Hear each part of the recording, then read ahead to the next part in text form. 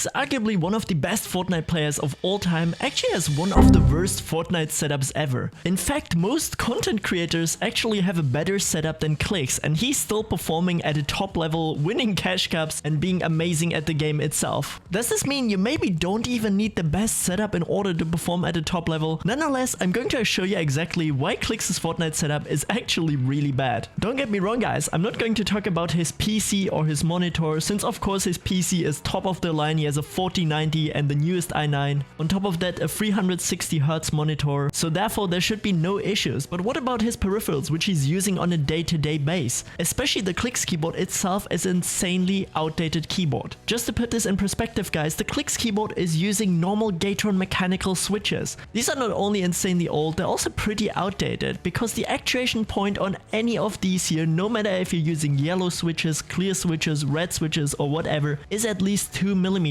And now compare this with the Wooting 60HE where it's literally 0.1mm. I think it's quite easy to catch up that especially his keyboard is actually super slow in comparison to anything what most content creators even use nowadays. I mean, even the OG Apex Pro TCal from 2019 has 0.4mm actuation point, which is amazing day and night difference. Clix has been asked about this already so often on stream, but of course he can't switch from it since his keyboard has been a huge success and a part of his brand. On top of that, we're going to compare Clix's main gaming mouse since the World Cup, which is the Ninja Air 58 final mouse. Again guys, don't get me wrong, these are still decent components, but compare something like the Air 58, which only has a polling rate of 500Hz due to the PVM3360 sensor, and now something like the G Pro Superlight, which has double the report rate of 1000Hz and only 1 millisecond delay. So arguably Clix is putting himself into a huge competitive disadvantage, but does it mean that he could perform better than right now? Well, theoretically guys, I know for myself that it's a lot easier, especially on faster switches, to edit. Like if I would go from anything like my Apex Pro Mini or my Wooting to like a normal mechanical switch, I can directly notice the difference between an optical and a non-optical switch in terms of editing speed. So therefore, is Clix actually holding himself back, and could he be a lot crazier than he is right now? For sure, 100%.